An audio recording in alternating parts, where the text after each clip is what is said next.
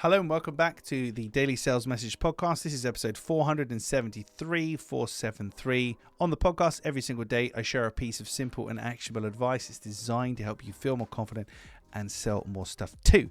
Now, one of the most powerful things that you can do in terms of storytelling, in terms of social media posts in particular, is to talk about how you hit a particular milestone. There's a big difference between how-to content and how-I content. How-to content is subjective.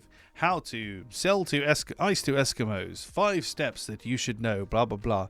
You might have somebody say, well, I don't agree with step number 3. Step number 4 is not right, and blah, blah, blah. Because how-to is kind of theoretical. You say, this is my approach to doing that. And people can maybe have an issue with it. How-I, very different. How I sold 50 million pounds worth of ice to Eskimos. I did this, I did this, I did this. Nobody can come in and say, no, you didn't. You didn't do that. Because it's a story. You're retelling what happened. So talking about how I hit a milestone is really compelling. And here's a good example for you. And I kind of lucked out on this. This accidentally happened to me. Part of it was accidental. The rest took 6 years of hard work. So I had a goal of hitting 500 LinkedIn recommendations. It took me 6 years to do it. And when I started out, I was sharing my goal with people, and I didn't realize, but that in and of itself was the absolute game changer. If I come to you and I've got 25 LinkedIn recommendations, I say, hey, so-and-so, I'm trying to hit 30 LinkedIn recommendations, because obviously we do it in stages. Trying to hit 30 LinkedIn recommendations. Oh, I'm only 5 away.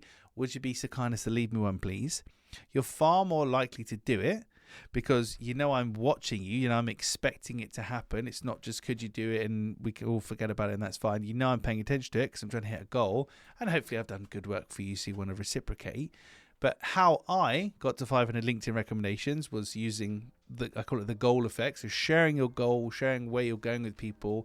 A lot of people want to help you on your way and will do it, versus how to get to 500 LinkedIn recommendations. Just share your goal with people and they will help you.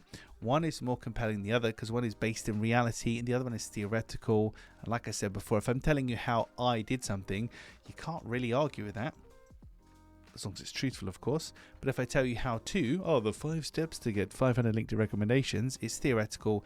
People might challenge it. Doesn't bode well on social media.